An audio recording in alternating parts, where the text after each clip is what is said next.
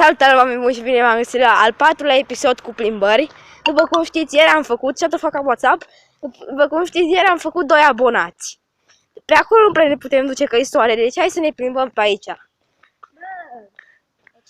După cum știți, seria asta o să dureze foarte mult. De fapt, când avem eu cu Elis timp.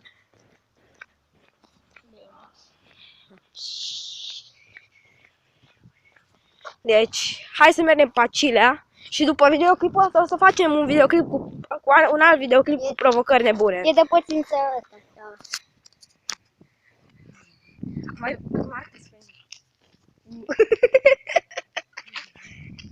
Ce față ai avut? Stai, lasă-mă la mine puțin.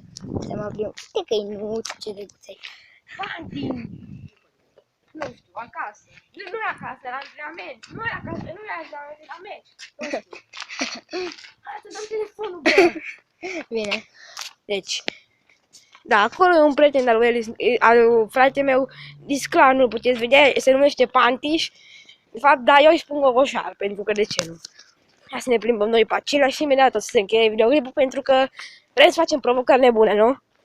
Da, dacă tu zici. Eu, să facem, că oricum nu avem episoade.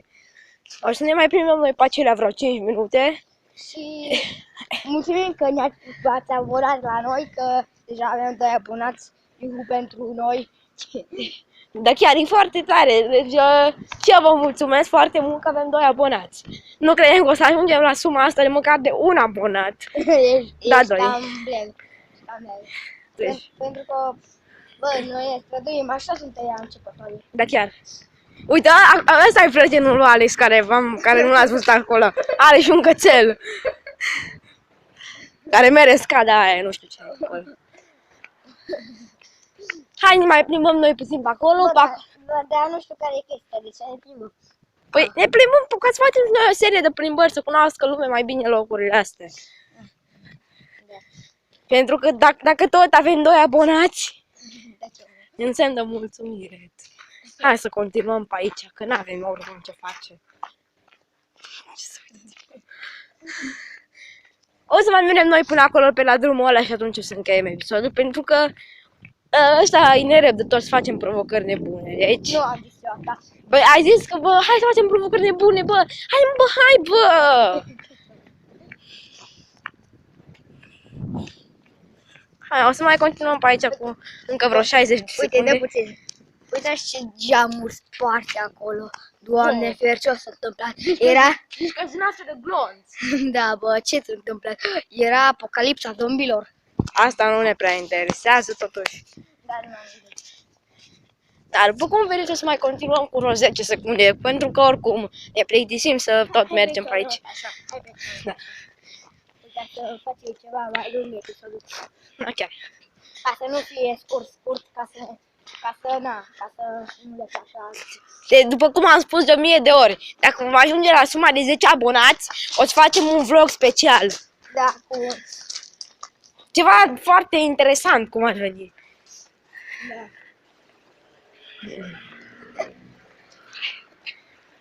Hai să continuăm pe aici și cred că o să încheiem aici episodul, nu? Nu. Hai. Ne până în față, o luăm așa și gata. Ca să fie mai lung, mă. Dar aici de soare nu prea se vede nimic, scuzați-ne că nu se vede nimic de soare, dar Se vede, nu se vede, uite. Bă, da, se vede. Acum se vede un picuț. Da. Și nu mai avem ce să zicem.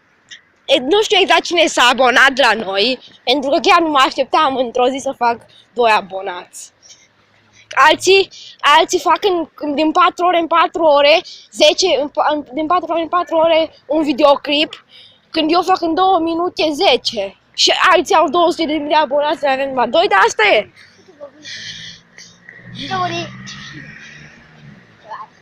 Asta este bunica lui Elis, dacă după cum vedeți vedea. Hai. Deci da, aia este iubinica lui Elis, nu?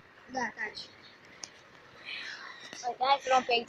O să o luăm pe aici, că eu am mai fost o dată pe aici și am văzut un paianjen.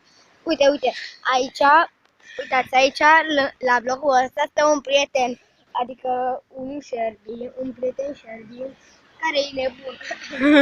Da, chiar. Odată era să ăsta, ăla, iar asna.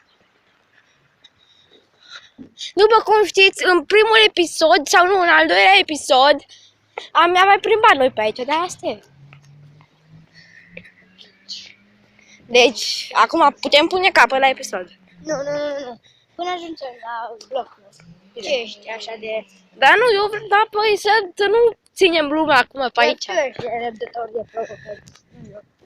Ba nu, dar eu nu vreau să ținem lumea pe aici, să se plictisească și imediat mâine ne trezim cu 0 abonați iară. Da. Atunci ar fi foarte, foarte trist. Da. Da. Hai să vedem, aici ai încă un minut și gata. Pentru că n-am ce să spune ca să mă scot. Pentru că n-am ce spune ca să mă scot. N-am ce să spune ca să mă scot. N-am înțeles. Așa ești tu, nu înțelegi nimic. Hai pe aici.